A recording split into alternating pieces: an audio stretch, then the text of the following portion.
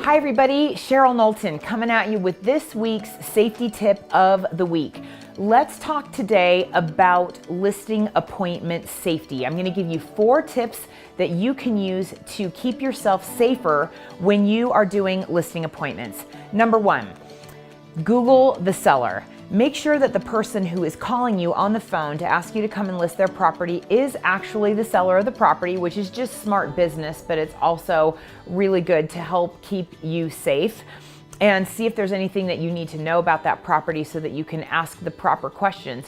But specifically from a safety standpoint, we want to make sure that the person that is calling you to come over and list that property is actually who they say they are.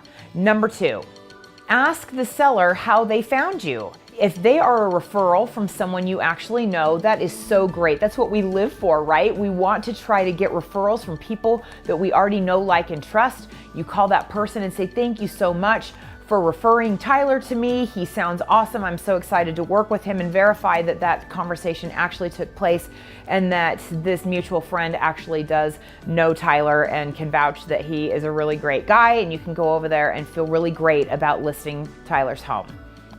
Number 3, when you go take that listing and you actually go to that listing appointment, it never ever hurts to take a buddy with you, whether that is a colleague on your team, another agent on your team, or even another agent in the office. It never hurts to have somebody else go with you to help make sure that you are safe. And ultimately, sometimes that person can hear things in the conversation that you might not have heard. So it's just good, smart business to take a buddy with you when you go to any appointment, whether you're working with buyers or with sellers. Number 4, when you are touring the property with the seller, always allow the seller to go in front of you, never walk in front of them, and never ever go into attics or basements.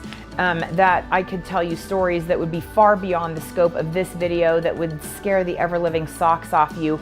Just don't ever do that.